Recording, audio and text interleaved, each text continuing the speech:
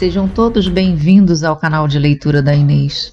Sintam-se à vontade para dar likes, compartilhar o conteúdo e se inscrever no canal. Lembrem de ativar o sininho para receber notificações de novos vídeos de leituras de histórias interessantes. Diálogos filosóficos de Platão. A República, livro 2. Pensei que depois dessas palavras eu estivesse dispensado de prosseguir, mas tudo aquilo, pelo que se viu, não passara de simples proêmio. Glauco, sempre tão decidido em todas as ocasiões, não aceitou também, naquela conjuntura, a retirada de Trasímaco e se manifestou.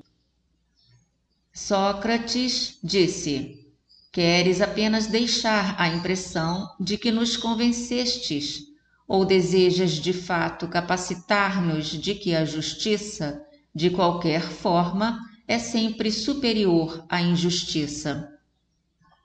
Em verdade, lhe falei, desejaria convencer-vos, se tal coisa estivesse em meu poder. Nesse caso, replicou, não fazes o que queres? Dize-me o seguinte, acreditas que possa haver alguma espécie de bem que almejássemos possuir, não por suas consequências, mas por apreciarmos em si mesmo, tal como a alegria e os prazeres inocentes, que não deixam rastro algum no tempo, se não for o próprio fato de alegrar-nos? Penso, respondi, que há uma classe de bens dessa natureza.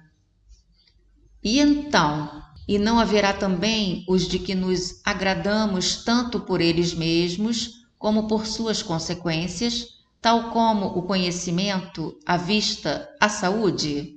Desejamos todos eles por ambos os motivos. Sem dúvida, respondi.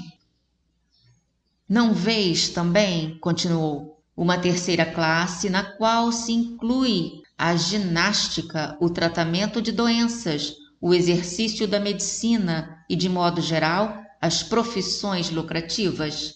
De todos esses bens, podemos dizer que são penosos, mas sempre trazem consigo alguma utilidade, e que não os desejamos eles mesmos, mas pelas vantagens monetárias ou de qualquer outra natureza que nos possam proporcionar. De fato, lhe respondi, essa terceira classe de bens. E em qual delas, perguntou, colocas a justiça?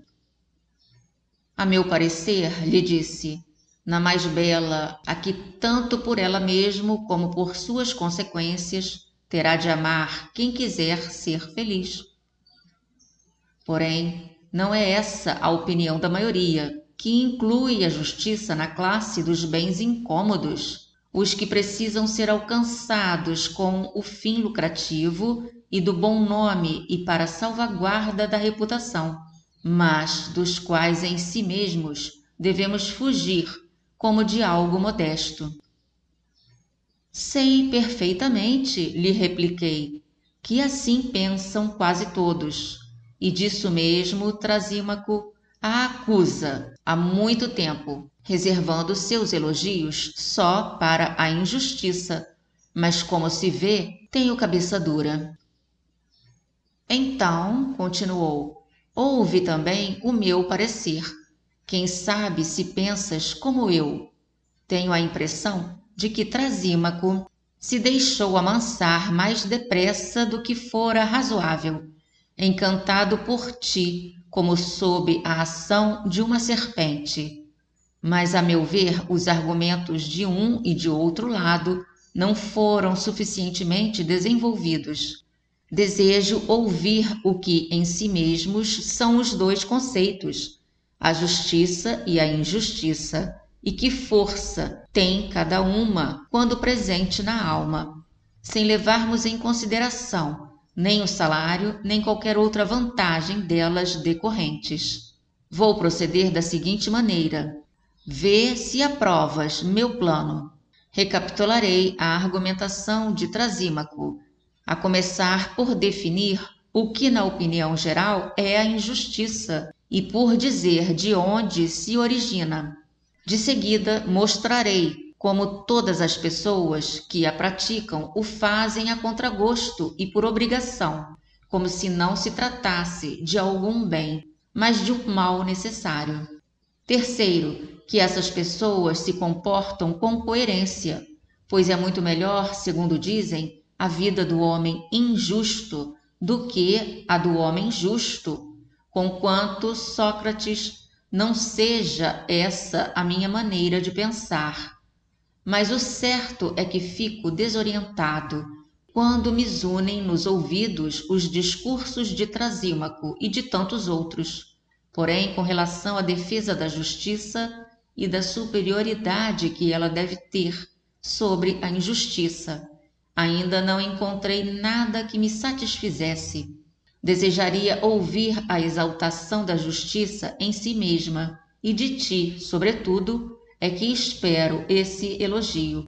Por isso, vou esforçar-me ao máximo no louvor da vida do homem injusto, para mostrar-te como desejo ouvir-te condenar a injustiça e exaltar a justiça. Declara se estás de acordo com essa proposta. De inteiro acordo, respondi. Com que melhor tema poderá ocupar-se com agrado qualquer pessoa sensata, ou seja, como expositor ou como ouvinte? Belas palavras, respondeu. Então, escuta o que me proponho a falar desde logo sobre a natureza e a origem da justiça. Dizem que, por natureza, praticar injustiça é um bem e ser vítima da injustiça um mal. Porém, que há mais mal em ser vítima de injustiça do que bem em praticá-la. Por isso, quando os homens cometem reciprocamente injustiça e dela são vítimas, vindo, portanto, a experimentar ambas as coisas, os que não podem esquivar-se de uma nem alcançar a outra, consideram mais vantajoso firmar um acordo para não mais serem vítimas de injustiça, nem virem a cometê-la. Desse ponto foi que nasceram as leis e os contratos entre os homens, passando então o que é determinado por lei a ser chamado legalidade e justiça. Tal é a ordem e a essência da justiça, uma espécie de compromisso entre o maior bem, ou seja, a impunidade para todas as malfeitorias, e o maior mal, isto é, a impotência de vingar-se quem foi vítima de injustiça. Na qualidade de um meio termo entre ambas, não é amada a justiça como um bem, mas apenas tolerada, por serem impotentes os homens para cometer injustiça. Pois quem pudesse cometê-la, no caso de ser homem na verdadeira acepção do vocábulo, em nenhum tempo iria firmar com ninguém um contrato, para não ser vítima de injustiça, nem vir a praticá-la, a menos que fosse louco. Eis aí, Sócrates, a natureza da justiça, como é em si mesma, segundo dizem, e como se originou, para provar que só procedem a contragosto os que se afanam na prática da justiça e pela impossibilidade de cometer injustiça, mais facilmente o perceberemos com as seguintes considerações.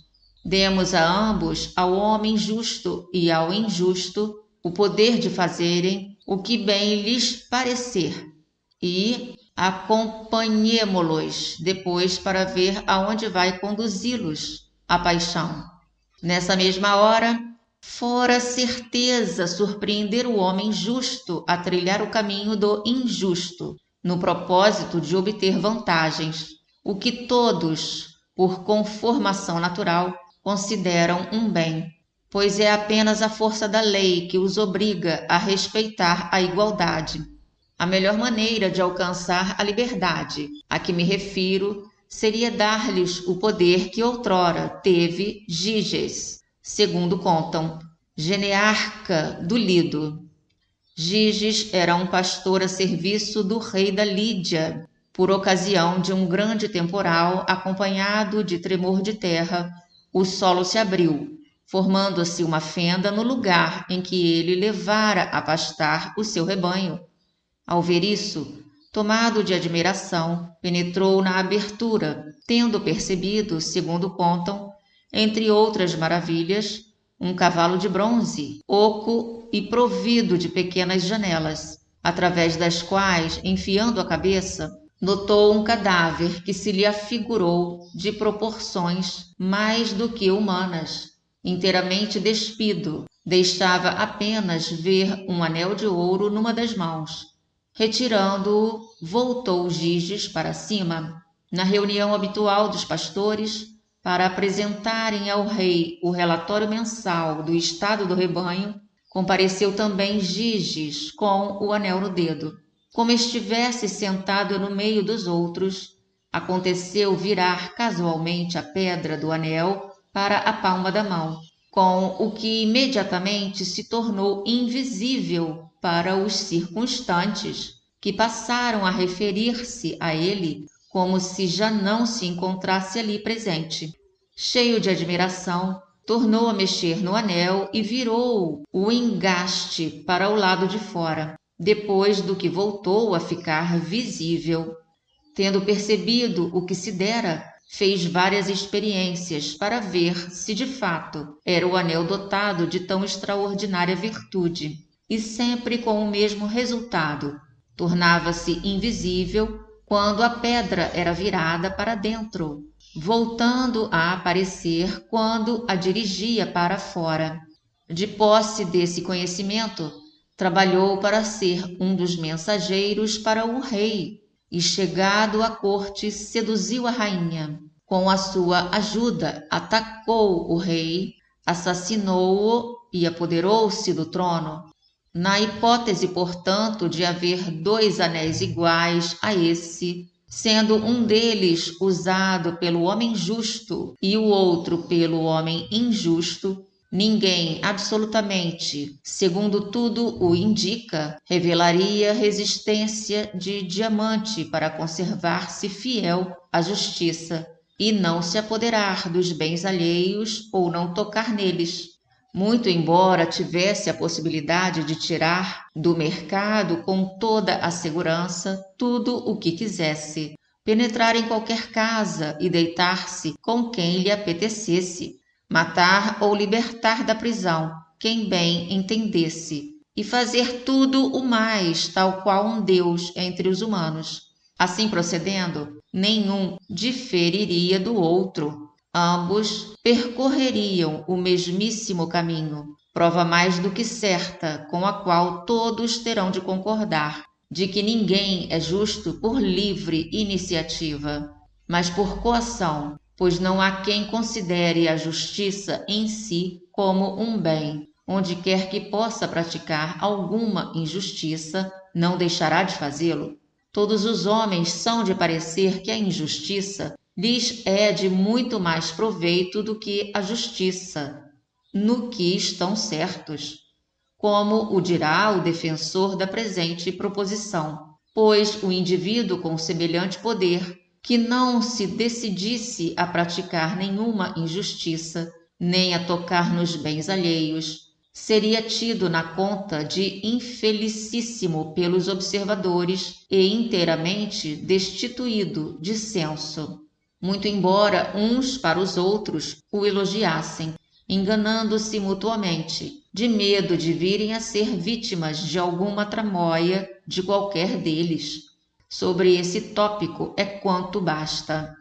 Para podermos agora formar juízo seguro sobre a vida desses dois tipos de que falamos, o justo e o injusto, no grau mais elevado, será preciso isolá-los completamente. Sem isso, nada conseguiremos.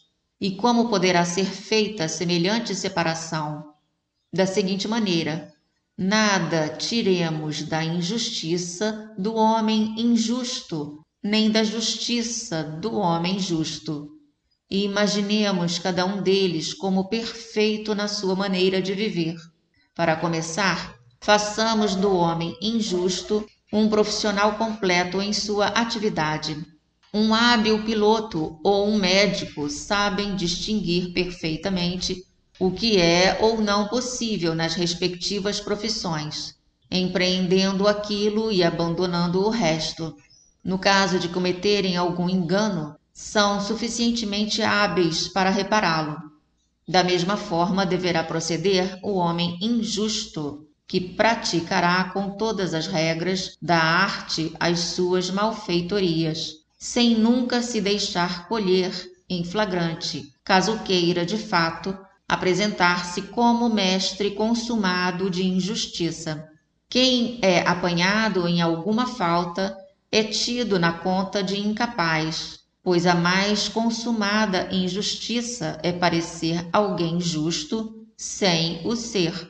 Precisaremos, portanto, prover o homem injusto da mais acabada injustiça, sem de nada privá-lo.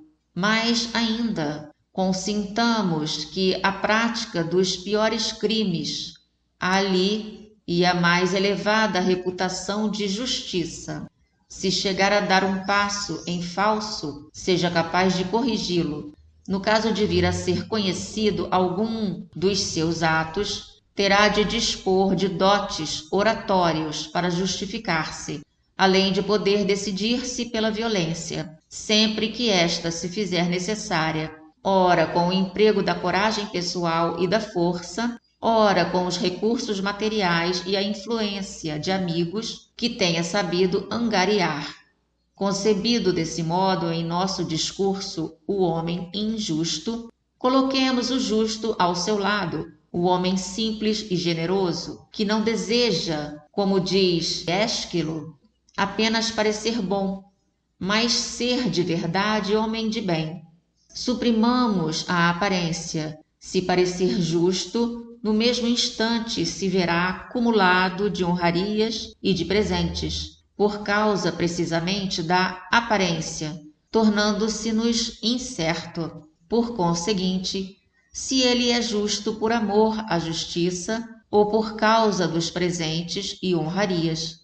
Despojemo-lo de tudo, com exceção da justiça, para que venha a formar perfeito contraste com o anteriormente concebido, sem haver cometido a menor falta. Passa por ser o tipo acabado do criminoso. Posta assim à prova sua justiça, vejamos se deixa abalar da má reputação e de suas consequências.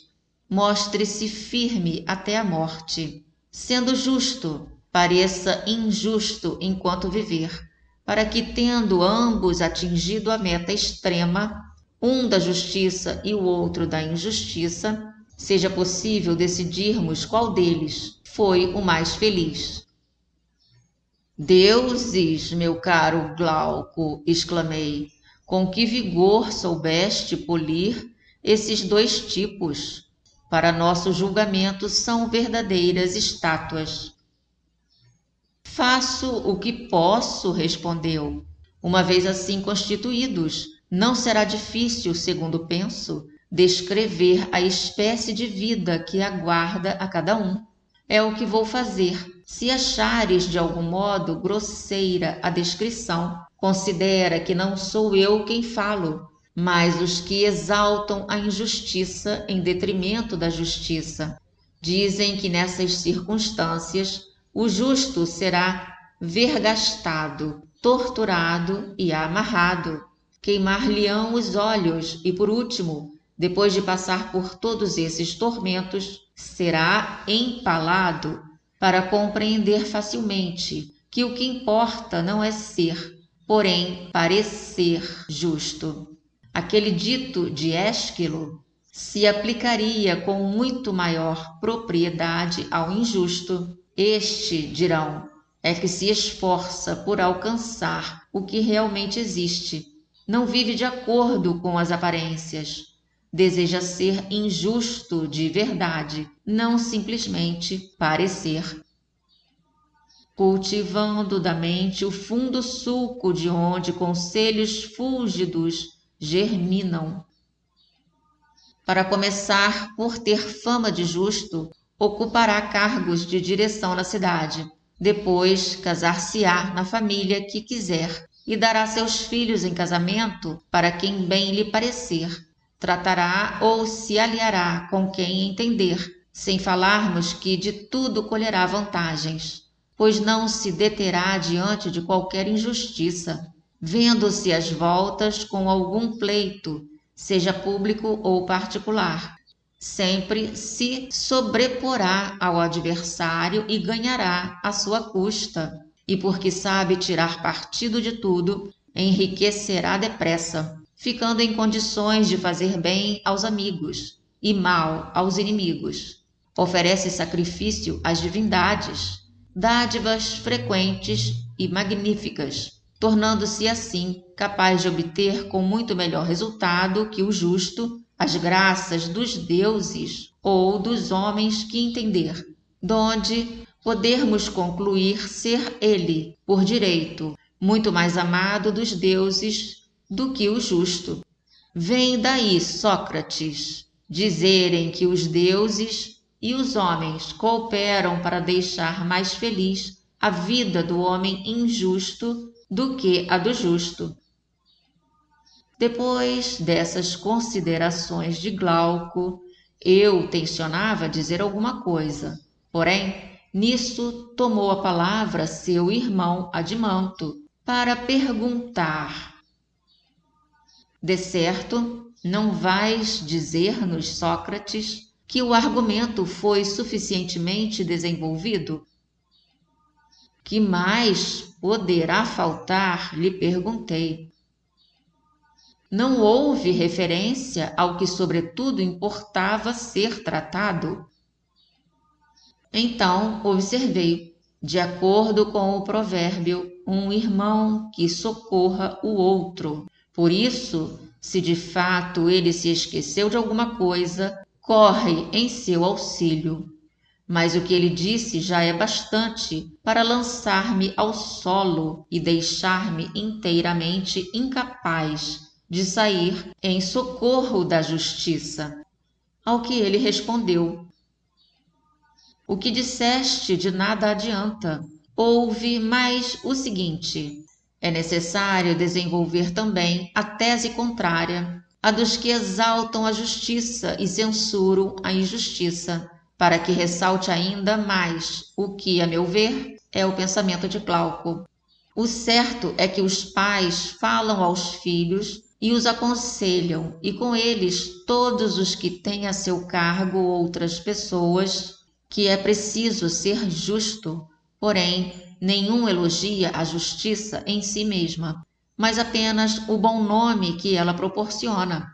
O que importa é que o indivíduo de aparência justa, por força mesmo do que parece ser, venha a alcançar cargos, casamento e tudo o mais que neste momento Glauco enumerou e que é conferido àquele pela simples reputação de justiça. Muito mais numerosas ainda, na opinião de todos, são as vantagens do bom nome, pois não tem conta também as dádivas que os deuses conferem aos indivíduos piedosos, segundo afirmam. É o que nos diz o honesto Hesíodo, e Homero o confirma. O primeiro declara que os deuses fazem crescer os carvalhos dos justos, cheios de glândes no tope e de enxames de abelhas nos troncos, acrescentando: nédias ovelhas também sob o peso do velo se curvam. Homero diz mais ou menos a mesma coisa quando se refere à glória de um rei sem defeito e aos deuses temente, que sobre muitos e fortes vassalos domínio tivesse e distribuísse justiça. O chão negro produz-lhe abundante trigo e cevada, vergadas de frutos, as árvores grandes. Constantemente lhe dá peixe o mar, as ovelhas dão cria. Mais infantis ainda, são os bens que Museu e seu filho concedem aos justos como dádiva dos deuses. Na descrição de ambos, conduzem os bem-aventurados para o Hades, fazem-nos assentar-se à mesa com guirlandas na fronte e lhes aprestam banquetes onde eles passam todo o tempo a beber, no pressuposto de que a mais bela recompensa da virtude é uma bebedeira sem fim. Outros espicham ainda mais as dádivas divinas. Sobrevivem os filhos dos filhos, dizem, e toda a posteridade do homem santo e de palavra. Essas e muito mais coisas do mesmo teor é o que dizem em louvor da justiça. Os indivíduos ímpios e injustos, pelo contrário, eles os enterram na lama do Hades e condenam a carregar água num crivo, além de assinalá-los em vida com a pecha de infames e de lhes afligir os castigos atribuídos por Glauco aos justos com fama de injustos. A respeito dos injustos, é só o que sabem dizer. Não inventaram nada de novo. Desse modo é que elogiam ou censuram a ambas. Além dessa concepção, Sócrates considera outro tipo de discurso sobre a justiça e a injustiça, muito do gosto dos poetas e de pessoas do povo. A uma voz todos entoam o hino da temperança e da justiça, para dizerem que são belas, mas a um tempo penosas e difíceis, enquanto são doces e de fácil acesso à intemperança e à injustiça, que apenas a lei e a opinião geral consideram censuráveis.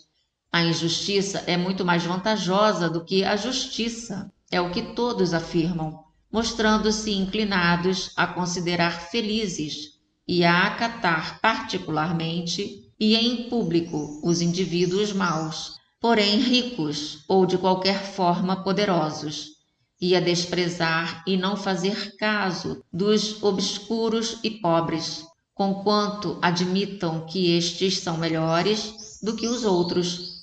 Sobremodo, estranho, porém, é o que dizem dos deuses e da virtude, que para muitos homens de bem, os deuses apresentam uma vida de dissabores e misérias, enquanto para os diferentes destes só concedem venturas. Por outro lado, adivinhos e charlatães postam-se à porta dos ricos e os convencem de que alcançaram dos deuses, por meio de sacrifícios e encantamentos, o poder de delir com folguedos e festas as faltas que eles ou seus antepassados tivessem cometido. No caso de querer alguém causar dano aos seus desafetos, mediante remuneração insignificante, será fácil prejudicar indiferentemente o bom e o mal. Com encantações e fórmulas mágicas, conseguem, segundo afirmam, convencer os deuses a servi-los. Em reforço de suas pretensões, trazem o testemunho dos poetas, que deixam cômodo o caminho do vício.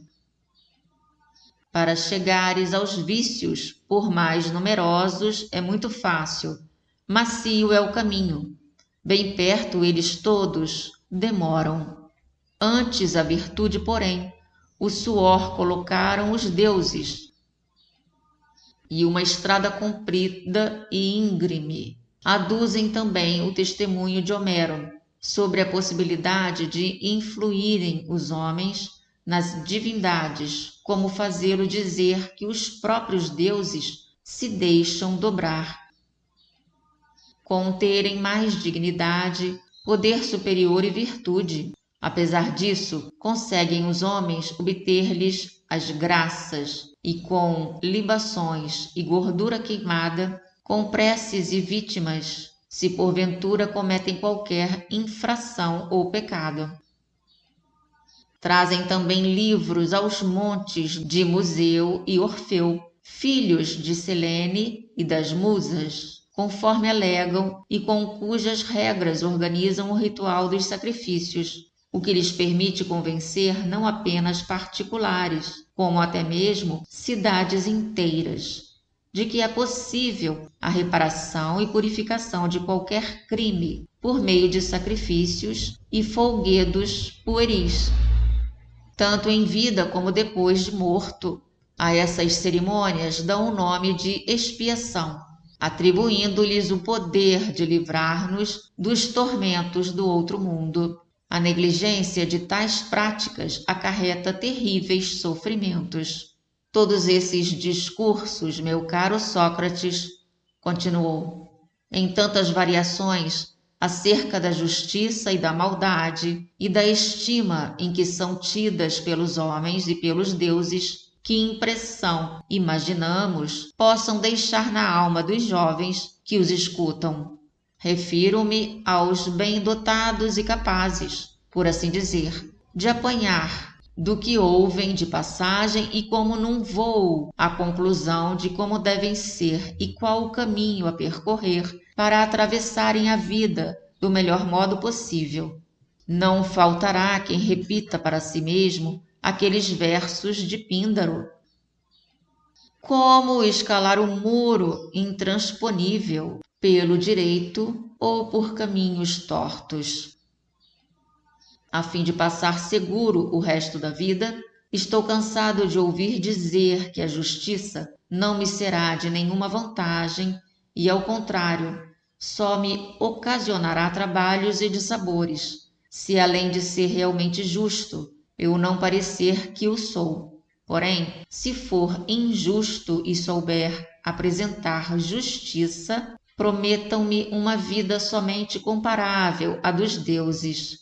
Por conseguinte, visto proclamarem os sábios que a aparência manda na verdade e dirige à felicidade, é para esse lado que deverei voltar-me, à guisa de vestíbulo e fachada. Vou traçar ao redor de mim mesmo um simulacro da virtude, porém arrastarei atrás de mim a sutil e astuciosa raposa do sapientíssimo Arquíloco. Porém, já ouço alguém observar não ser fácil ao malvado ficar despercebido muito tempo. Sim, lhe responderemos, o que é grande não é fácil. O certo é que, se quisermos ser felizes, teremos de entrar pelo caminho a que vão dar os rastros do discurso. Para não sermos descobertos, fundaremos sociedades secretas e confrarias, sem contar com o recurso dos professores de persuasão, que nos comunicarão a sabedoria demagógica e a tribunícia, e ora à custa de argumentos, ora com o emprego da força, saberemos tirar partido de tudo, sem incorrermos em nenhuma penalidade. Porém, aos deuses nada escapa, não nos sendo possível violentá-los. Muito bem, mas e se eles não existirem ou não derem a mínima atenção aos negócios humanos? Por que essa preocupação de nos escondermos? Se existem de fato e se preocupam conosco, tudo o que sabemos deles é por ouvir dizer, ou o que nos contam os poetas em suas genealogias. Ora, esses mesmos poetas afirmam que eles são sensíveis a sacrifícios e oferendas, como a prece piedosa a que se deixam dobrar pelos homens. É preciso acreditar em ambas as coisas, ou em nenhuma. Se lhe dermos crédito, poderemos ser injustos e oferecer sacrifícios com o próprio fruto de nossa atividade. É certo que, se formos justos, escapamos do castigo dos deuses, mas, por outro lado, renunciaremos às vantagens da injustiça. Se formos injustos, pelo contrário, guardamos o ganho e, por meio de preces, convenceremos os deuses a relevar nossas faltas e transgressões, do que resulta, afinal, escaparmos ao castigo. Sim, mas no Hades ser-nos-ão impostas penas pelos crimes aqui praticados, ou aos filhos de nossos filhos, Ora, meu caro, contestará quem souber fazer as contas, muito podem as expiações e os deuses libertadores, conforme declaram as grandes cidades e os filhos dos deuses, os quais, como poetas e na qualidade de intérpretes dos pensamentos divinos, nos asseguram que tudo realmente se passa dessa maneira. Que outros princípios, então, nos basearemos para preferir a justiça e não a extrema injustiça, se é bastante escondermos esta sob aparência enganadora, para que tanto da parte dos deuses como da parte dos homens tudo nos corra segundo nossos desejos, assim em vida como depois de mortos, de acordo com a opinião dos grandes e dos pequenos. Depois do que ficou dito, Sócrates, como será possível decidir-se a cultuar a justiça quem dispuser de algum vigor da alma ou do corpo, ou de qualquer superioridade conferida, pela riqueza ou pela origem, em vez de rir quando ouve alguém elogiá-la? Sim, até mesmo quem pode demonstrar a falsidade do que dissemos e esteja plenamente convencido da superioridade da justiça, desculpa os delinquentes e não se zanga com eles. Sabe perfeitamente que, com exceção de quem for dotado de capacidade divina para sentir aversão à injustiça, ou se tenha tornado esclarecido pelo conhecimento, ninguém é voluntariamente justo e só condena a injustiça por pusilanimidade ou velhice ou qualquer outra debilidade, isto é, pela própria incapacidade de praticá-la. É mais do que claro, mal alcança qualquer pessoa o poder, imediatamente torna-se injusto, na medida das oportunidades que se lhe oferecem, e tudo isso não tem outra causa além da que deu origem à discussão que eu e Glauco travamos contigo, Sócrates, para dizer-te: meu admirável amigo, todos vós que vos apresentais como paladinos da justiça, desde os heróis da antiguidade, cujos escritos nos foram transmitidos, até os homens de nossos dias, ninguém condenou até hoje a injustiça ou fez o elogio da justiça, a não ser por causa da reputação, das honrarias e dos benefícios dela decorrentes. Mas a maneira por que atua a justiça ou a injustiça na alma em que se encontrem, graças à virtude própria, sem que os deuses e os homens o saibam. Ninguém ainda, nem em verso nem em prosa, fez a demonstração convincente de que uma é o maior mal que a alma possa ter em si mesma, e a outra, a justiça, o maior bem. Se assim nos tivesseis falado do começo e procurado desde a infância convencer-nos de semelhante verdade, não teríamos precisão de nos vigiarmos reciprocamente para não cometermos injustiça, pois cada um seria o melhor guarda de si mesmo, por meio de, com a prática de alguma maldade, agasalhar o mal maior. Tudo isso, Sócrates, e muito mais ainda, certamente, Trasímaco e outros poderiam dizer a respeito da justiça e da injustiça, modificando, a meu parecer, por maneira imprópria, a natureza de ambos. Eu, porém, não vejo necessidade de ocultar-te ter sido apenas o desejo de ouvir-te desenvolver a tese contrária que me levou a expressar-me com toda essa veemência. Assim, não te limites a mostrar-nos em tua exposição que a justiça é superior à injustiça. Porém, como atua cada uma delas na alma dos homens, para que em si mesmas uma seja boa e a outra má, ponhamos de lado a reputação, conforme Glauco recomendou, porque se não despojares ambas as partes da verdadeira reputação e acrescentares a falsa, diremos que não elogias a justiça nem censuras a injustiça, senão sua aparência, e que nos aconselhas a praticar a ocultas a injustiça e estás de acordo com Trasímaco em considerar a justiça um bem estranho, a saber, a vantagem do mais forte, vindo a ser a injustiça útil e vantajosa para si mesma, conquanto nociva para o mais fraco, uma vez que admitiste ser a justiça um dos maiores bens, cuja posse é desejada tanto pelo que dela decorre, como e principalmente por ela mesma, como a vista, o ouvido, a razão, a saúde e os demais bens que são operantes por sua própria natureza, não pela opinião que os homens fazem deles. Então, elogia também na justiça o que nela é de vantagem para o seu possuidor, e na injustiça o que nele prejudica. Deixa ao cuidado de terceiros o elogio das recompensas e da opinião.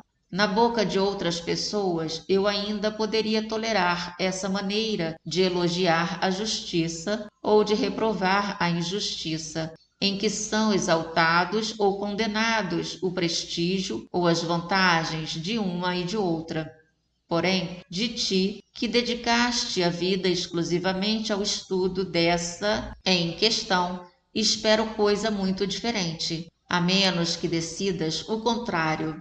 Não te limites, portanto, a declarar que a justiça é superior à injustiça, mas mostra-nos como cada uma atua por si mesma no seu possuidor, e o que faz de uma um bem e de outra um mal, quer seja vista ou não seja pelos deuses e pelos homens.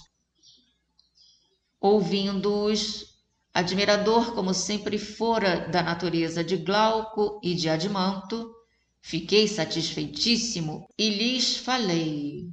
Tinha todo o direito, filhos daquele varão, o apaixonado de Glauco, de iniciar deste modo a élegia em que exalta vossos feitos na batalha de Mégara.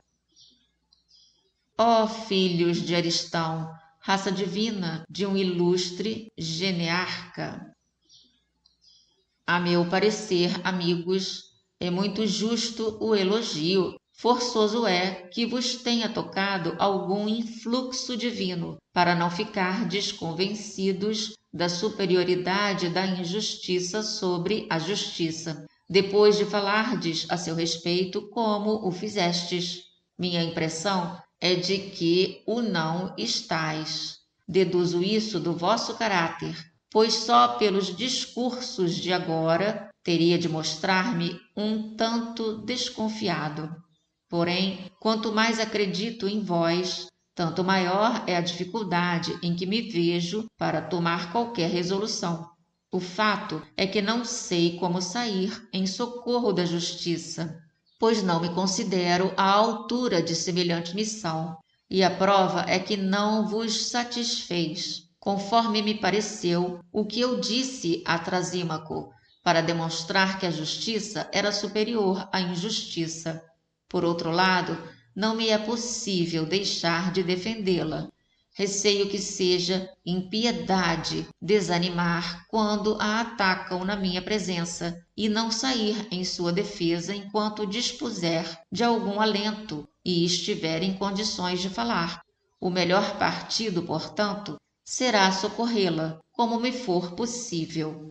Glauco e os demais circunstantes insistiram comigo para que a defendesse de qualquer jeito e não deixasse morrer a discussão, porém estudasse ambas, a justiça e a injustiça em sua essência, e dissesse o que há de verdade a respeito das vantagens de uma e de outra. Falei-lhes então como de fato pensava, não ser nada fácil a investigação que nos propunhamos, e que esse estudo, a meu parecer, exigia vista penetrante, uma vez que não somos suficientemente idôneos, lhes disse, para levar avante uma investigação nessa base. Proponho procedermos como alguém a quem mandassem ler de longe letras pequeninas e ocorresse a outra pessoa que havia algures letras iguais àquelas. porém em caracteres maiores e numa superfície mais larga. Seria resolução felicíssima começar a leitura por estas e depois passar para as menores, para ver se eram realmente iguais. Muito bem, disse Adimantho, mas que relação descobres entre isso, Sócrates, e o problema da justiça? Vou dizer-te, repliquei. A justiça pode referir-se tanto a um indivíduo como a uma cidade inteira. Perfeitamente, respondeu. E não é maior a cidade do que o indivíduo? Maior, disse. Sendo assim, é possível haver, no que é de dimensões mais amplas, uma justiça maior e mais fácil de conhecer. Caso estejais de acordo, investiguemos de início como é a justiça na cidade, para depois a estudarmos nos indivíduos, quando então compararemos os traços fundamentais do maior conceito com as formas mais pequenas. A ideia se me afigura excelente, respondeu.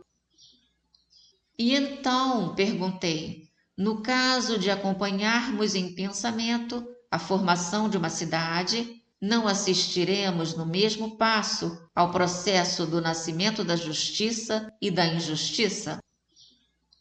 É possível, respondeu. E uma vez nesse ponto, não haverá probabilidade de encontrarmos facilmente o que estamos procurando? Muito mais facilmente, respondeu. E achas de bom aviso tentar a experiência? Parece-me que o trabalho não vai ser pequeno. Reflete bem. Já refleti, disse Adimantho. Não mudes de resolução. Segundo o meu modo de pensar, principiei. Forma-se uma cidade quando nenhum de nós se basta a si mesmo e necessita de muitas coisas. Ou admites outra causa para nascimento de cidades? De forma alguma, disse.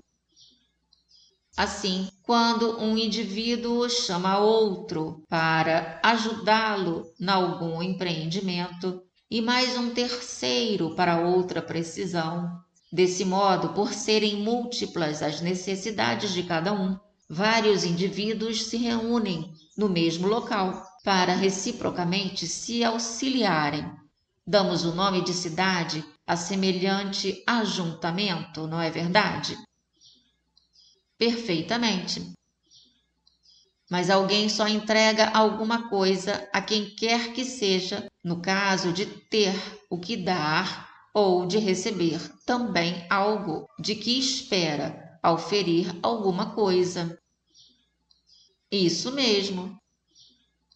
Muito bem, lhe disse. Façamos então surgir em pensamento uma cidade desde o seu começo. Em sua origem, ao que parece, estão nossas necessidades. Que mais poderia ser? Mas a primeira e maior necessidade é encontrar alimentos, base imprescindível da existência e da vida. Sem dúvida nenhuma.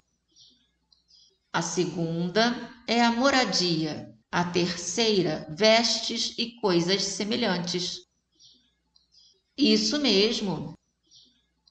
Vejamos agora, continuei, de que modo a cidade se arranjará para suprir tantas necessidades. Alguém não terá de ser lavrado, um outro pedreiro e um terceiro tecelão. E não será bom acrescentarmos a esses um sapateiro ou mais algum artesão para outras necessidades do corpo? Perfeitamente. Sendo assim, a cidade mais rudimentar deverá constar no mínimo de 4 ou 5 pessoas. Parece que sim. E então, deverá cada um pôr à disposição dos demais o resultado do seu trabalho, como o lavrador que, sendo um somente, produzirá alimento para 4. gastando 4 vezes mais tempo no esforço de assegurar a alimentação dos outros, ou de preferência, sem preocupar-se com estes. Só cuidará de obter para si mesmo 1/4 desse alimento, na 4ª parte do tempo, empregando as outras 3 partes na construção de sua casa, ou no preparo de vestes e de sapatos, sem se incomodar de trabalhar para os outros e suprindo sozinho a todas as suas necessidades. Nessa altura, Adimanto observou: talvez, Sócrates, a primeira hipótese seja mais cômoda do que a outra. Sim, por Zeus, voltei a falar, e não seria nada de admirar. Para começar, enquanto falavas, ocorreu-me que não somos iguais por natureza, mas nascemos com disposições diferentes, cada um com mais jeito para determinado trabalho, não te parece? É também o que eu penso. E então, como fará alguém trabalho mais perfeito, aplicando-se ao mesmo tempo a muitas atividades, ou dedicando-se apenas a uma? Apenas a uma, respondeu. Outro ponto, lhe disse, se me afigura evidente. Todo o trabalho que não é feito no tempo certo acaba por perder-se. Sem dúvida. Porque, a meu ver, lhe falei, o que tem de ser feito não espera pela disposição do trabalhador, sendo de necessidade que este se dedique seriamente ao seu ofício, em vez de considerá-lo mero passatempo. É fato. Por conseguinte, tudo se fará em maior quantidade, mais facilmente e melhor quando cada pessoa puder trabalhar de acordo com suas aptidões e no tempo certo, e deixar tudo o mais de lado. Sem dúvida. Então, Adimanto, precisaremos de muito mais de 4 cidadãos para as necessidades que enumeramos. Pelo que vemos, o agricultor não irá preparar seu próprio arado se tiver este de sair bem feito, nem sua enxada e os demais utensílios para trabalhar a terra. O pedreiro também não fabricará seus instrumentos de trabalho, e são vários os de que ele necessita. O mesmo acontecendo com o tecelão e o sapateiro. É muito certo. Sendo assim, passarão a fazer parte de nossa pequena cidade carpinteiros, ferreiros e muitos outros profissionais que a deixarão consideravelmente aumentada. Exato.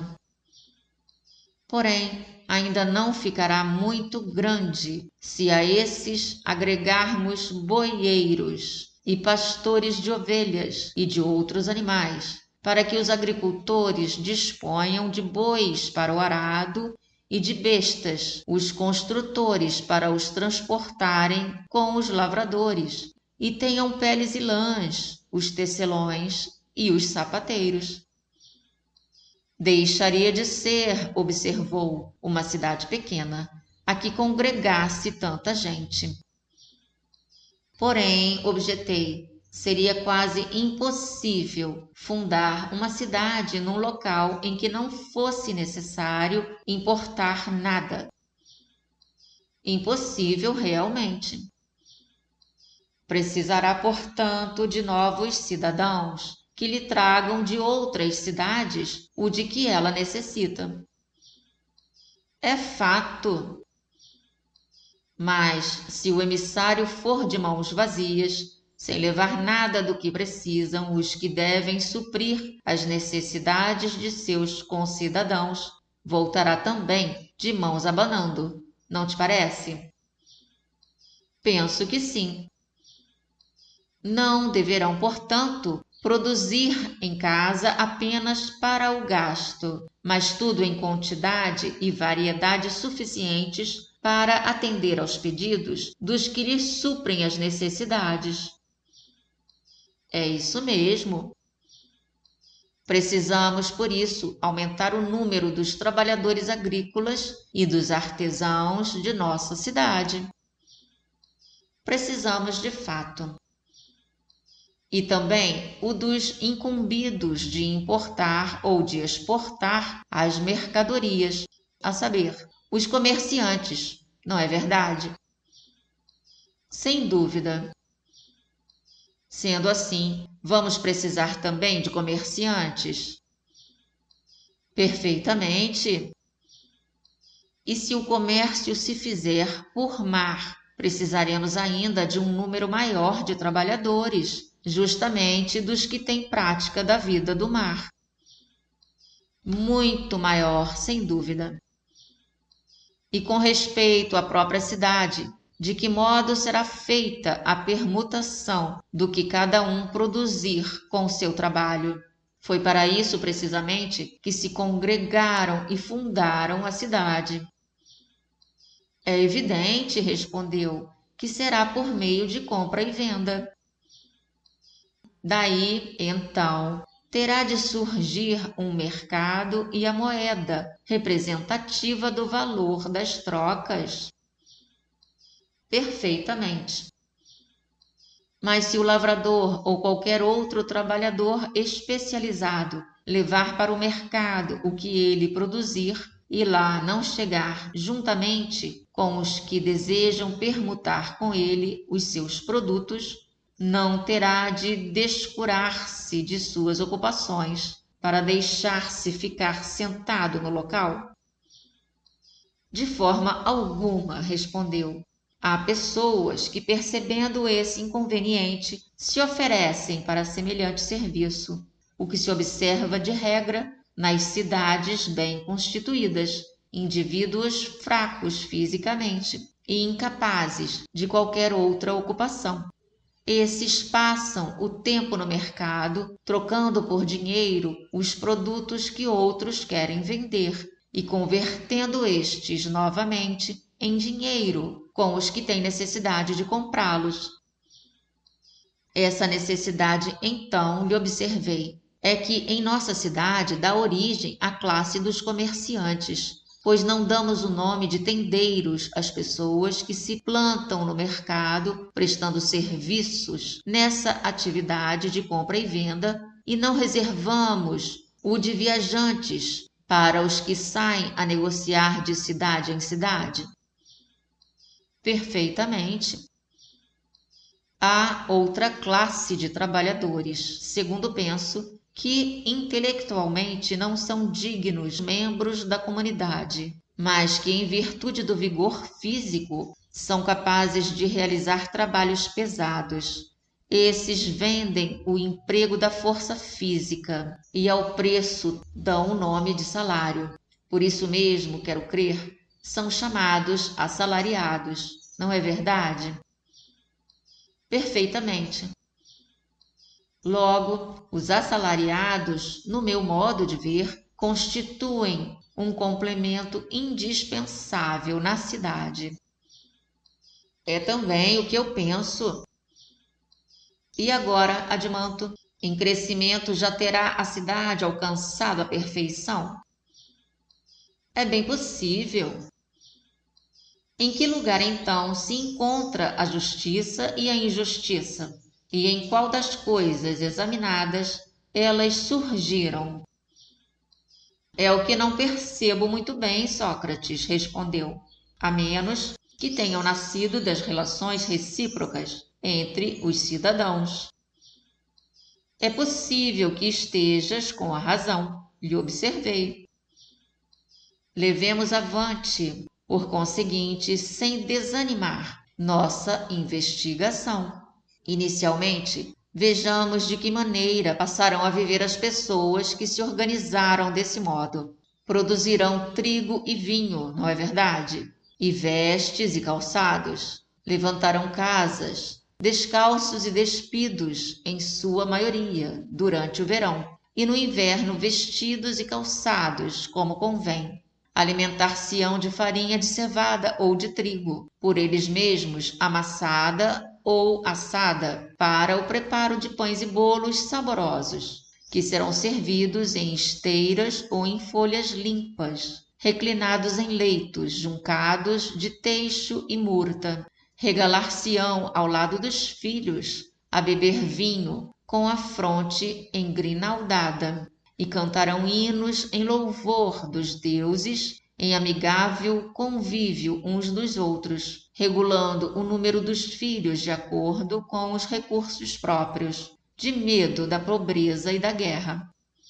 Nessa altura, Glauco me interrompeu para dizer: pelo que vejo, tua gente passa apenas a pão seco? Lembraste a tempo, lhe respondi. Esqueci-me de que eles têm de prover-se do restante: sal, azeitonas e queijo, bem como de cebolas e legumes, que é o que comem no campo, e eles terão também de prepará-los.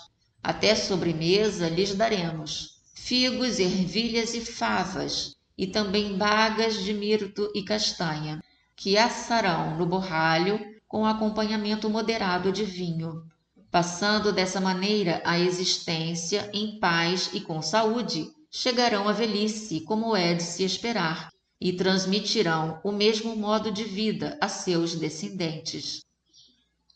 Nesse ponto, ele observou: se tivesses, Sócrates, de organizar uma cidade de porcos, disse, de que outro modo poderias alimentá-los? Então, que precisarei fazer, Glauco? Perguntei.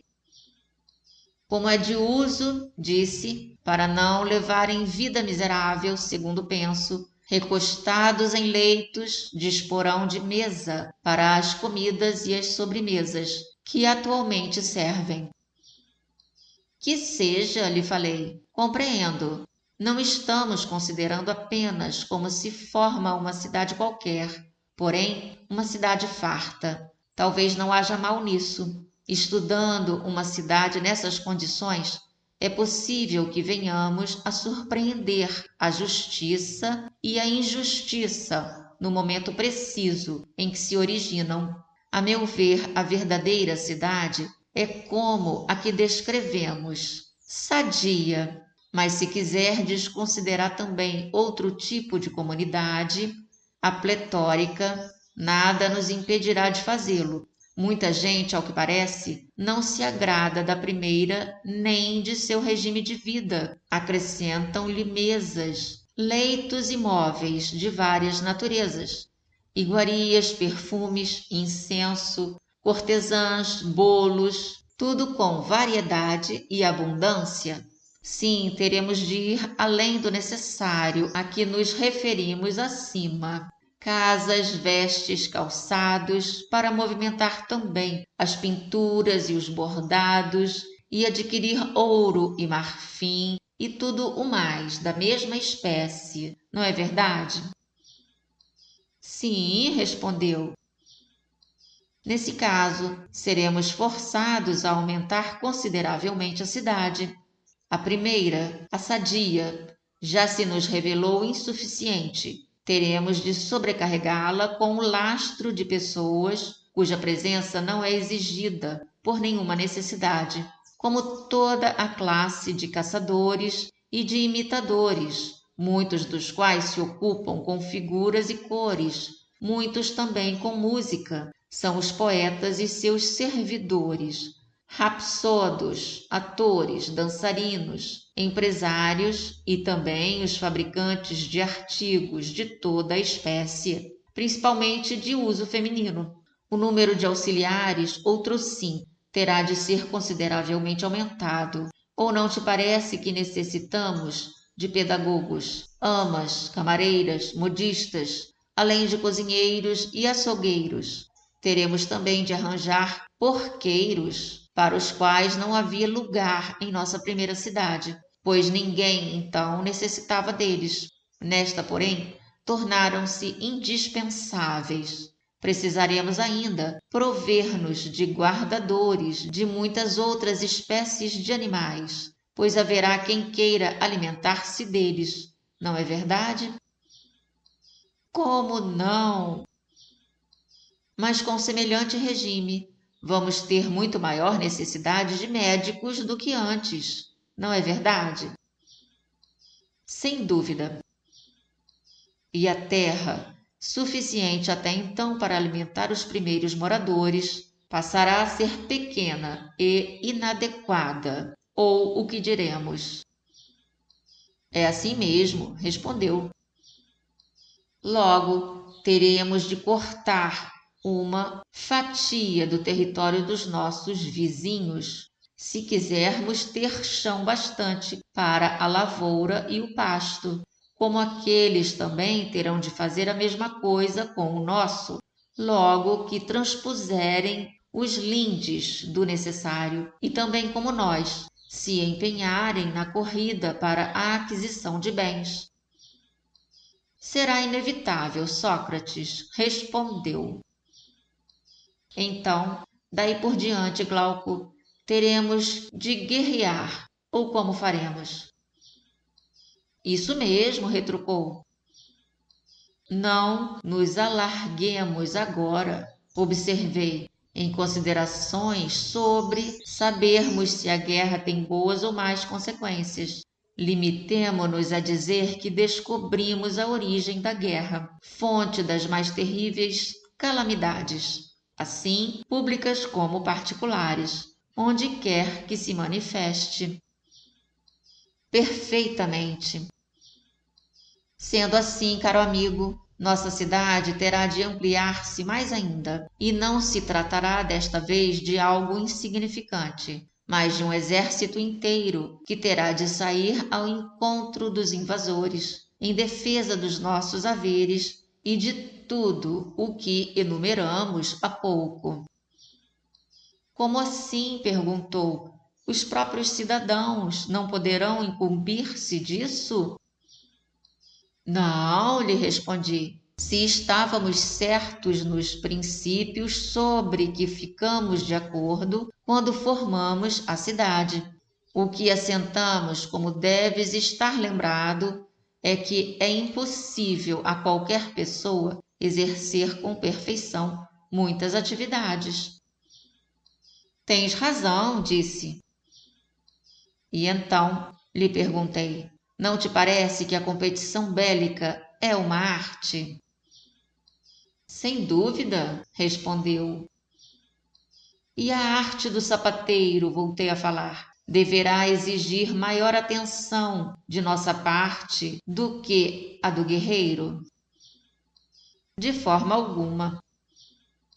Não deixamos o sapateiro trabalhar ao mesmo tempo como lavrador, tecelão ou pedreiro, mas apenas como sapateiro, para que sua arte nos fornecesse produtos bem acabados.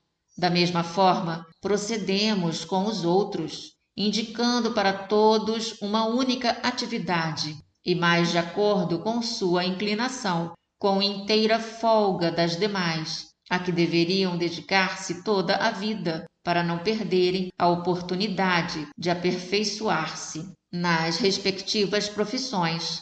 Não é verdade que as atividades relativas à guerra devem ser desempenhadas com a maior eficiência possível, ou serão tão fáceis que qualquer lavrador poderá ser ao mesmo tempo guerreiro ou sapateiro, ou oficial de qualquer outro mister, quando vemos que ninguém chega a ser bom jogador de gamão ou de dados se não se dedicar a esses jogos desde criança, em vez de só se ocupar ocasionalmente com eles? Bastará pegar do escudo ou de qualquer outra peça ou arma de guerra para no mesmo dia tornar-se alguém ótimo soldado, tanto nos encontros da infantaria pesada como nas demais tropas de campanha.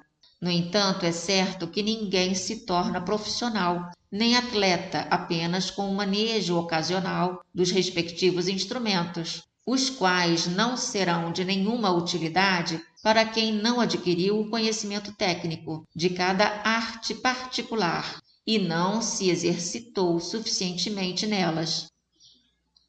Nesse caso, disse, os instrumentos teriam muito mais valor. Logo, continuei, Quanto mais importante e for a função dos guardas, mais exigirá dele tempo livre, habilidade e aplicação.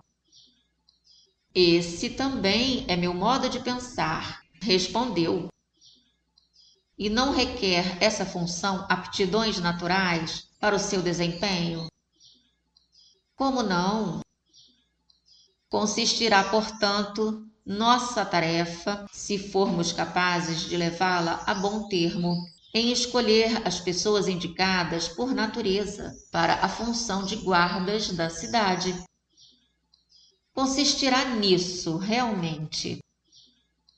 Por Zeus, observei, não é carga pequena a que pusemos sobre os ombros. Porém, não devemos desanimar enquanto nos sobrar alguma força.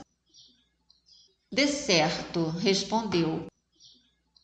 No teu modo de pensar, perguntei, a natureza de um cachorro de boa raça difere essencialmente da de um jovem bem-nascido quando se trata de vigiar. Que queres dizer com isso? É que ambos devem ser incisivos para descobrir e velozes para perseguir o inimigo, bem como suficientemente fortes para lutar com ele quando capturado. Sim, precisarão possuir todas essas qualidades. E também coragem para lutar. Como não? Mas um cavalo, um cão ou qualquer outro animal poderá manifestar coragem se não for dotado de brio. Já não observaste como o brio é algo indomável e invencível e que com ele a alma se torna intrépida e irresistível? Observei. Desse modo, tornou-se-nos manifesto como deve ser fisicamente o guarda. Sim, e também com relação à alma, isto é, brioso. Isso também. E de que modo, Glauco, lhe observei, com semelhante temperamento poderão deixar de praticar violências, tanto contra eles mesmos como contra outros cidadãos? Por Zeus, replicou, não será fácil absterem-se de tal coisa. Terão, portanto, de ser mansos para seus familiares e agressivos apenas para o inimigo, sem o que não esperarão que os inimigos os destruam. Eles mesmos os anteciparão nesse mister. É muito certo, disse. Nesse caso, o que faremos? Perguntei. Onde encontrar temperamentos mansos a um tempo e violentos? A natureza branda é precisamente o oposto da impulsiva. É evidente. No entanto, vindo a faltar uma dessas qualidades, não poderá haver bom guarda, mas parece impossível a combinação das duas. Donde ser lícito concluir que jamais conseguiremos encontrar um bom guarda nessas condições. Receio que seja isso mesmo, disse. Perplexo, pus-me a meditar no que havíamos até então considerado e lhe falei. Justifica-se, amigo, nosso enleamento, pois não nos mantivemos coerentes com a imagem por nós mesmos proposta no começo. Como assim? É que o cão só faz diferença entre a fisionomia amiga da inimiga para conhecer uma e não conhecem outra. Ora, como deixar de ser amante do conhecimento o animal que distingue entre conhecidos e estranhos, pelo fato de reconhecer uns e desconhecer outros? Não pode ser de outra maneira, respondeu. Como não ignoras o desejo de saber e o filósofo se equivalem? Lhe falei. Sim, equivalem-se, respondeu. Assentamos, portanto, com toda a confiança, que o homem, se tiver de mostrar-se manso para seus familiares e conhecidos, terá de ser naturalmente filósofo e ávido de saber. Assentemos, respondeu. Logo, filósofo, brioso, rápido de movimentos e forte, é como precisará ser o indivíduo destinado a tornar-se um bom guarda da cidade. É muito certo, respondeu. Que seja, portanto, assim constituído. Mas de que maneira criaremos e educaremos esses homens? E poderão contribuir de algum modo semelhantes considerações para resolver a questão de onde partimos, a saber, de que modo surgem na cidade a justiça e a injustiça. Precisamos ter cuidado para não omitirmos nenhum aspecto importante do problema, nem nos estirarmos em divagações desnecessárias. Nesta altura, o irmão de Glauco observou: de todo jeito, espero que nos seja de grande proveito semelhante estudo. Por Zeus, meu caro Adimanto, retruquei, não podemos deixar de levar adiante o exame, por mais longo que prometa ser. Não podemos de fato. Então, façamos de conta que temos vagar para inventar histórias e orientemos em pensamento a história da educação dos nossos homens. É o que precisamos fazer. Que educação lhes daremos? Será difícil achar outra melhor do que a que já foi encontrada no decurso do tempo, a saber, ginástica para o corpo e música para a alma. Isso mesmo. E não devemos começar a educação pela música e não pela ginástica? Por que não? Porém, quando falas em música, subentendes também o discurso, não é verdade? Perfeitamente. Mas os discursos podem ser de duas modalidades, verdadeiros ou mentirosos. É certo. Ambos devem fazer parte da educação, porém, em primeiro lugar, os mentirosos. Não é assim? Não compreendo, respondeu. O que queres dizer? Não compreendes? Lhe falei. Que começamos por contar histórias às crianças? Ora, essas histórias, de modo geral, são mentirosas, porém contêm algo verdadeiro. Sendo assim, antes de iniciarmos as crianças em ginástica, lhes contaremos histórias. Isso mesmo. Esse o motivo de haver eu dito que devíamos ensinar música antes de ginástica. É muito acertado, disse. Mas como sabes, o mais importante em tudo é o começo, maxime se tratar de seres novos e delicados. Nessa fase, justamente, é que se formam e aprofundam os traços que pretendermos imprimir em qualquer pessoa. É mais do que claro. E levaremos nossa negligência a ponto de permitir que os meninos ouçam qualquer fábula inventada, seja por quem for, e assim recebam na alma noções, na maioria das vezes contrárias às que desejaríamos que venham a possuir quando crescerem? De jeito nenhum o permitiremos. Por conseguinte, teremos de começar pela vigilância sobre os criadores de fábulas, para aceitarmos as boas e rejeitarmos as ruins.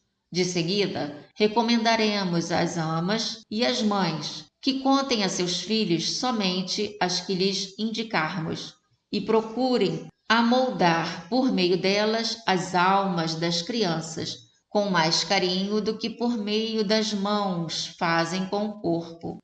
A maioria das que estão presentemente em voga deve ser rejeitada. Quais são? Perguntou. Pelas histórias grandes podemos julgar as pequenas. Importa que ambas, as grandes e as pequenas, sejam de um só tipo e produzam o mesmo efeito, não te parece? Sim, respondeu, porém não compreendo quais sejam essas histórias grandes a que te referes. As que Hesíodo e Homero nos deixaram, lhe falei, e outros poetas, pois são eles os autores das fábulas mentirosas, que então contavam aos homens e ainda contam. Quais são? Perguntou, e o que nelas te parece censurável? É o que será preciso condenar desde o início, com todo o empenho, principalmente quando a mentira não for bem contada. Por exemplo, quando fazem uma descrição errônea da natureza dos deuses e dos heróis, à maneira do mau pintor, cujo trabalho em nada se parece com o original que se propusera retratar. Realmente, disse, tudo isso merece, de fato, franca repulsa, mas como e em que se tornam passíveis de nossa condenação? Para começar, lhe disse, foi ruim inventor quem forjou a mais deslavada mentira e sobre assunto de grande relevância, no que respeita às atrocidades que Hesíodo atribuiu a Urano e a vingança que deste tomou Crono, os atos também de Crono e tudo o que lhe infligiu seu filho, ainda que fossem verdadeiros, a meu parecer não deveriam ser contados com tanta leviandade a jovens de pensamento imaturo. Teria sido melhor silenciar, mas se houvesse mesmo necessidade de mencioná-los, que fosse isso, então, dito em segredo e ao menor número possível de pessoas. Depois do sacrifício, não de um porco, mas de alguma vítima grande e difícil de encontrar, para que raros ouvintes viessem a ter conhecimento do episódio. Sem dúvida, disse, trata-se de fábulas perigosas. Que não devem ser, admanto, observei, repetidas em nossa cidade, como também não devemos dizer a um jovem que não fará nada demais se praticar as maiores barbaridades, ainda mesmo que chegue a ponto de castigar o pai por alguma falta cometida, e que se assim proceder, seguirá tão somente o exemplo das primeiras e maiores divindades. Sim, por Zeus, replicou. A mim também parece que essas histórias são impróprias. Como também, continuei, não deve ser dito em absoluto que os deuses declaram guerra a outros deuses, armam ciladas uns para os outros e se combatem entre si, o que, aliás, não é verdade, caso nos empenhemos em que os futuros guardas de nosso burgo considerem desonroso criar inimizades recíprocas por motivos fúteis. Muito menos devemos falar-lhes em batalhas de gigantes ou apresentá-las em pinturas, nem nas brigas de toda a espécie dos deuses e dos heróis contra seus parentes e familiares. O contrário disso é que será preciso fazer, se quisermos convencê-los de fato de que nunca até o presente houve inimizade entre os cidadãos, o que constituiria impiedade. Isso sim é o que desde cedo velhos e velhas deverão dizer às crianças, e quando estas se tornarem grandes, não deverão os poetas fazer para todos suas composições, senão de acordo com tais princípios. Era posta a ferros por seu próprio filho e Hefesto, precipitado pelo pai por ter querido defender a mãe, quando esta apanhava daquele, e bem assim todas as batalhas entre os deuses imaginadas por Homero é o que será terminantemente proibido contar em nossa cidade, quer encerrem, quer não encerrem sentido alegórico. Os moços não têm capacidade para decidir sobre a presença ou ausência de ideias ocultas. As impressões recebidas nessa idade são indeléveis e dificilmente erradicáveis. Por isso mesmo, importa, antes de mais nada, que as primeiras criações mitológicas por eles ouvidas sejam compostas com vistas à moralidade. É muito razoável, disse, o que afirmaste, mas e se alguém voltasse a interrogar-nos a respeito do que disseste e perguntasse que mitos são esses, que lhe responderíamos? Ao que lhe observei: ora, Adimanto, neste momento nem eu nem tu somos poetas, porém fundadores de cidade. O que cumpre a fundadores é conhecer os modelos segundo os quais os poetas plasmaram suas concepções e não permitir que se afastem deles. A nós não compete plasmá-las.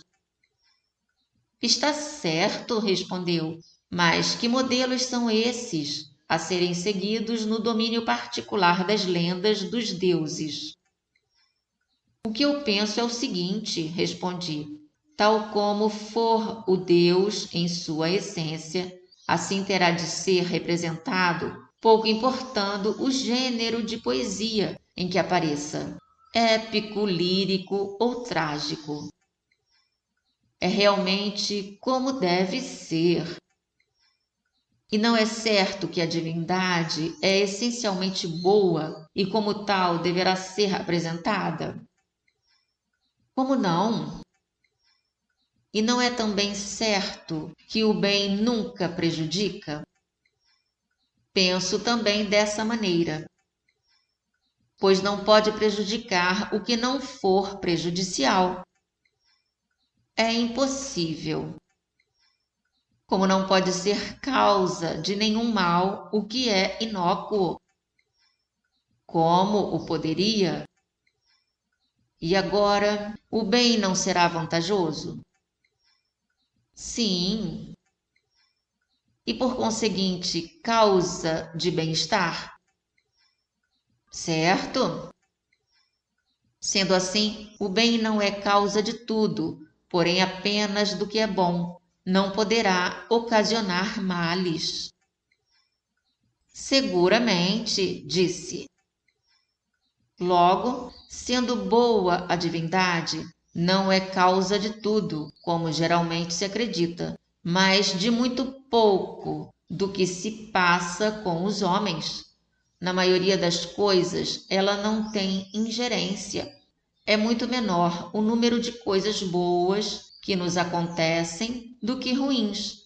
O bem não terá causa diferente, porém os males, qualquer outra com exclusão da divindade.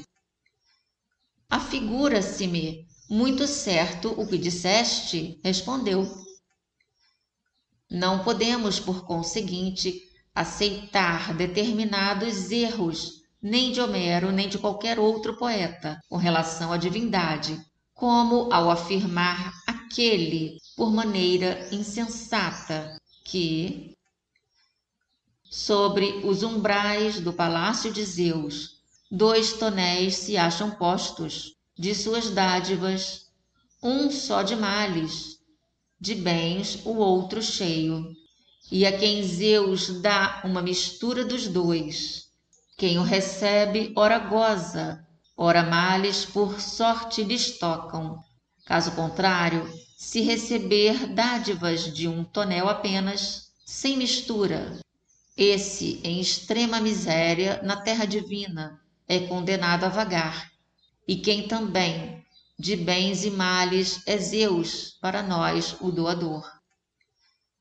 Mais ainda, se alguém disser que foi obra de Atena e de Zeus a ruptura dos juramentos e tratados ocasionada por Pândaro, não terá nossa aprovação, estando no mesmo caso o julgamento e a batalha dos deuses. De igual modo, não permitiremos que os moços ouçam o que diz Ésquilo. Deus, entre os homens, faz nascer o crime, quando arruinar deseja alguma coisa.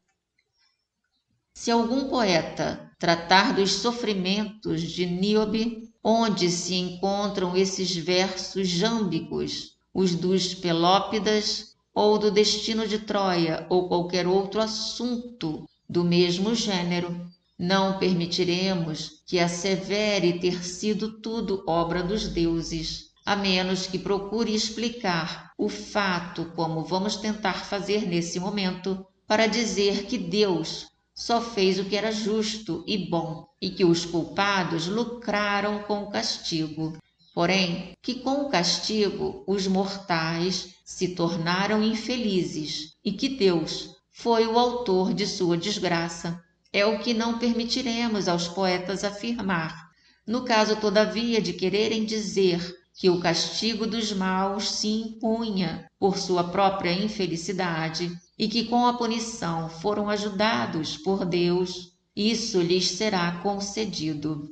Mas afirmar que Deus, sendo bom, é causador da desgraça de qualquer pessoa é o que por todos os meios teremos de combater. Ninguém deverá dizer semelhante coisa em qualquer cidade que se preze de sua legislação.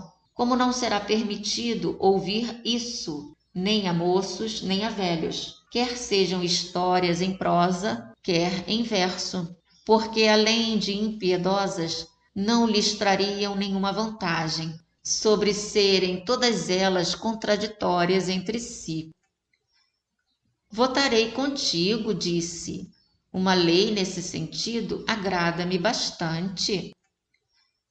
Seria essa, lhe falei, uma das leis relativas aos deuses e a norma dos discursos e das criações poéticas, que Deus não é a causa de tudo, mas apenas do bem. Será mais do que suficiente, disse. E com relação ao segundo princípio, acreditas, porventura, que Deus seja algum mágico capaz de insidiosamente aparecer-nos sob formas diferentes e de esconder assim sua imagem real por trás de aparências enganosas, levando-nos com esses subterfúgios a formar juízo errôneo a seu respeito? Ou julgas que ele será, de preferência, muito simples e o ser menos capaz de sair da forma que lhe é própria? A esse respeito, disse, não sei responder de pronto. Considera apenas o seguinte: se alguma coisa muda de forma, não será inevitável que essa mudança seja feita ou por ela mesma ou por outra coisa? Necessariamente. E não serão as coisas de conformação perfeita as menos sujeitas a serem modificadas e abaladas por influências estranhas, como o corpo com relação aos alimentos, as bebidas e a fadiga, e as plantas com referência ao calor do sol, aos ventos e aos outros fenômenos naturais. Os mais robustos e sadios não serão os menos passíveis de modificação? Sem dúvida. E a alma mais corajosa, justamente e esclarecida, não será a que menos se deixará abalar e modificar por acidentes externos? Exato. Assim, também as coisas compostas, os móveis e as vestes, de acordo com essas mesmas considerações, quanto mais bem trabalhadas e em bom estado se encontrarem, menos virão a alterar-se sob a ação do tempo e de outras influências. Isso mesmo. Tudo o que for perfeito quer seja por natureza, quer seja por arte, ou por ambas as causas, é menos exposto à ação de agentes estranhos. Acho que sim. Ora, é fato que Deus é perfeito sob todos os aspectos, como tudo o que é divino. Como não? Por isso mesmo, Deus está menos sujeito a modificar-se por qualquer influência exterior. É evidente. Mas quem sabe se ele mesmo não se transforma e modifica? Sem dúvida, respondeu, isto é, no caso de realmente modificar-se. Mas modificar-se-á para melhor e mais belo, ou para pior e mais feio do que ele é em si mesmo? Para pior, necessariamente, respondeu. Se tiver de modificar-se, pois não podemos admitir que Deus revele carência de beleza ou de virtude. Falaste muito bem, lhe disse, mas se é assim, Adimanto, achas mesmo que possa haver quem queira tornar-se pior sob qualquer aspecto, ou se trate de deuses ou de homens? Impossível, respondeu.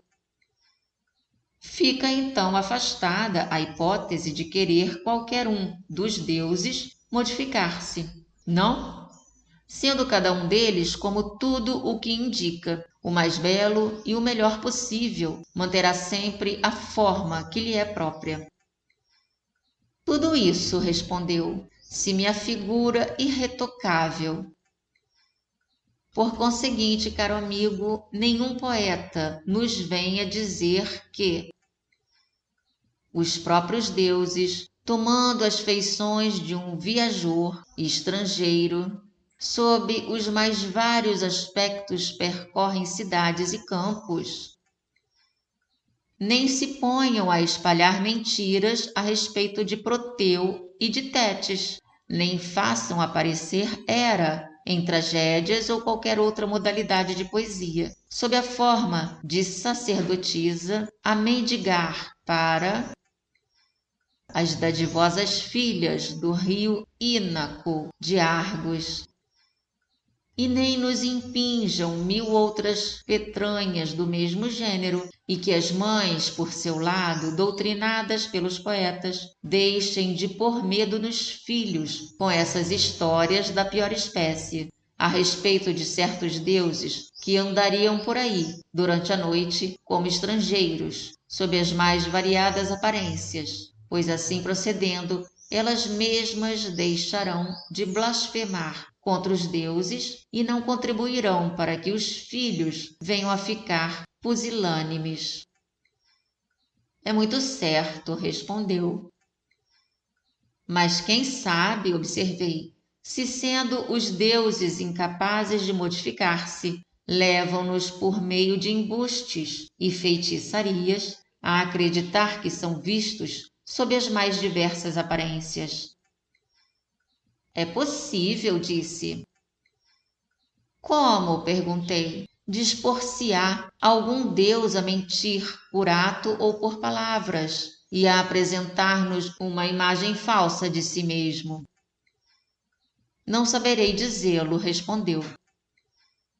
Não sabes, lhe perguntei, que a verdadeira mentira, se nos for lícito usar essa expressão, é odiada pelos deuses e pelos homens? Que queres dizer com isso? Perguntou. O que digo, respondi, é que ninguém deseja mentir por gosto no que há nele de mais alto e a respeito das coisas de maior valor. Nesse passo é onde mais se teme vir a dar guarida à falsidade. Esse ponto, disse, também não consigo compreender. É que imaginas, lhe respondi, que eu enunciei um pensamento muito profundo. O que digo é que enganar ou ser enganado com todas as veras da alma a respeito da verdade das coisas e permanecer na ignorância e ter de acalentar na alma a mentira é o que ninguém deseja e todos odeiam acima de tudo. Sim, e muito, respondeu. Com todo o direito, disse, poderíamos definir como verdadeira mentira o que acabamos de mencionar, a saber, a ignorância que se encontra na alma da pessoa enganada, porque a mentira veiculada pela palavra não passa de imitação de uma experiência, um simulacro de nascimento retardado, não uma mentira absolutamente pura, não é verdade? Perfeitamente. Assim, a verdadeira mentira é odiada tanto pelos deuses como pelos homens. É também o que eu penso. E a mentira por meio da palavra, quando e para quem pode ser útil, de forma que não mereça ser odiada, com relação aos inimigos, porventura, ou a algum dos denominados amigos, quando estes, num acesso de loucura ou de irreflexão, tentam praticar algum ato lesivo, poderá ser útil como medida preventiva. E nas fábulas da mitologia a que nós referimos há pouco, por não sabermos como realmente se passaram os acontecimentos da antiguidade, acomodando do melhor modo possível a mentira com a verdade, faremos que ela se torne útil? É bem possível, respondeu. Mas por qual desses motivos a mentira pode ser útil a Deus? Quiçá por desconhecer ele a antiguidade e imaginá-la falsamente? Fora ridículo, respondeu. Na divindade não há lugar para um poeta mentiroso. Penso que não. E poderia levá-lo a mentir o medo dos inimigos? Pior ainda. Ou a loucura e a irreflexão dos familiares? Nunca foram os deuses amigos de maníacos e de insensatos, respondeu. Também não há o que possa levar Deus a mentir. Não há. Tudo o que for de natureza demoníaca e divina é extreme de falsidade. Tudo, sem dúvida, respondeu. Logo, Deus é perfeitamente simples e veraz, tanto em atos como em palavras, e não só não muda de forma como não engana os outros por meios ilusórios ou por discursos, nem por sinais de sua parte durante o sono ou na vigília. É o que também me parece, disse, ao ouvir-te discorrer sobre a matéria. Confessas-te, portanto, de acordo, continuei, com o segundo modelo de como se deve falar ou poetar a respeito dos deuses. Não são feiticeiros capazes de mudar de forma, nem nos enganam de nenhum jeito, por atos ou por palavras. De acordo. Assim, conquanto elogiemos muita coisa em Homero, não louvamos nele o sonho enviado a Agamemnone por Zeus, como não louvamos Ésquilo na passagem em que Tétis diz que Apolo cantara no seu casamento, prometendo-lhe feliz maternidade, filhos sadios e de vida longa. Essas palavras foram reforçadas pelo peã por ele decantado, para me encorajar e em que exaltava meu destino abençoado pelos deuses. Pensei que sua boca fosse extreme de qualquer inverdade, porque manam sempre dela os oráculos. No entanto, muito embora ele próprio assim falasse, autor como era do hino e no banquete se encontrasse presente, ele próprio, foi quem matou meu filho. Censuraremos o poeta que se referir aos deuses por esse modo, e não lhe concederemos coro. Outro sim, Não permitiremos que os professores empreguem suas composições na educação dos moços, caso queiramos que nossos guardas fiquem piedosos e, tanto quanto o permitir a natureza humana, semelhantes aos deuses. Aprovo, disse, inteiramente essas regras e me disponho a adotá-las como lei